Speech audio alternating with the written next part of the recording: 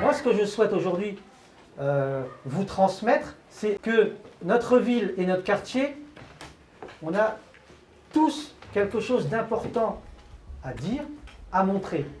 On a de quoi être extrêmement fiers de notre histoire, de notre mémoire qui est conservée aux archives. Je vous ai sorti ce document-là, en fait, pour que vous puissiez vous représenter. Alors, je vais agrandir un peu parce qu'on ne voit pas très bien. Vous puissiez vous représenter comment était la ville d'Abbeville au XVIIe siècle. On est en 1653, ici. Et ça, eh ben, c'est la ville d'Abbeville. Alors, comment on la reconnaît?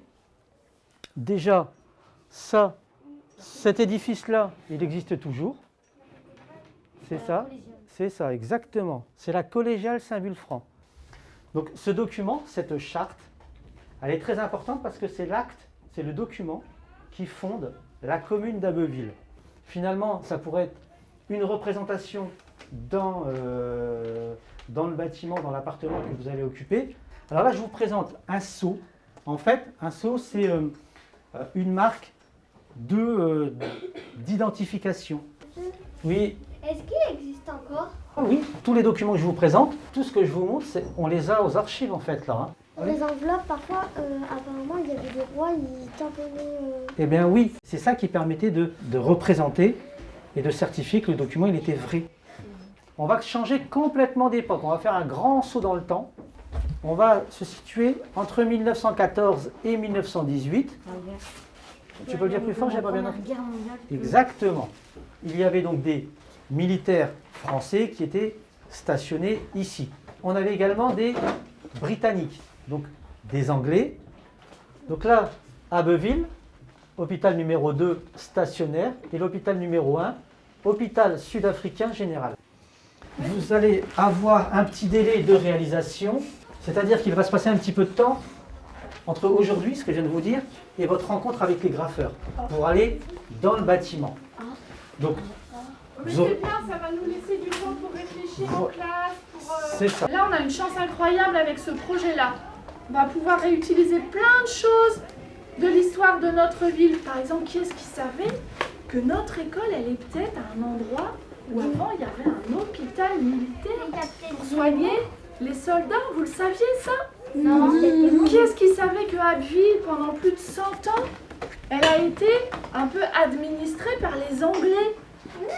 Ben non, on le savait pas. Hein? On a appris plein de choses quand même. Vous le savez? Ah ben moi j'ai découvert aussi plein de choses, on apprend toute notre vie. Il y a plein de choses que j'ignorais, que j'ai découvert ce matin en même temps que vous. C'est passionnant. Et nous on est le fruit de cette histoire-là, le fruit de ces histoires.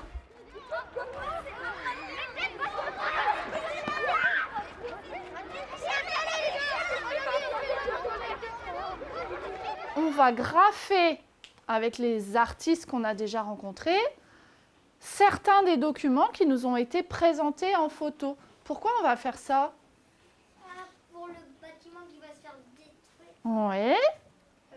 Qu'est-ce qui se rappelle le nom du projet?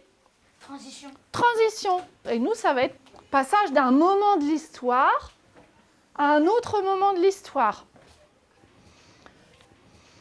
Aujourd'hui, on va raconter ces différents moments de l'histoire, mais avec le street art. On va mélanger l'histoire et l'art. L'art pariétal pendant la préhistoire, c'est les premières traces d'art éphémère en fait des êtres humains. Et eux, ils sont à l'autre bout de la chaîne, mais ils vont aussi laisser des traces éphémères d'êtres humains. L'histoire, elle prend vraiment tout son sens. On voit que ça a démarré il y a très longtemps, qu'il nous reste des traces. Quand Éric Berriaï nous a présenté les documents des archives, c'est aussi des traces de notre histoire, éphémères ou durables, parce qu'elles ont été conservées par les archives. Et là, ça va être la même chose. C'est aussi la notion de l'éphémère, la notion du durable, la question de la mémoire dans tout ça. Qu'est-ce qu'on en fait? Comment on continue? Et puis l'évolution de l'homme et puis de ses pratiques artistiques tout au long de l'histoire de l'humanité. Et eux, ils doivent sentir qu'ils sont un maillon de cette chaîne humaine. Attends. Enlève ton machette.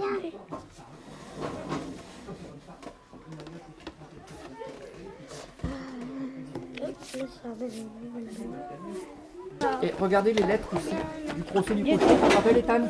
Les lettres un petit peu anciennes, un petit peu moyenâgeuses.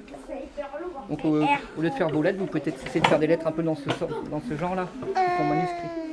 Il y avait il y a longtemps le procès par exemple du cochon, il y avait la carte d'Abbeville il y a longtemps, et il y avait aussi ce qu'il y avait dans...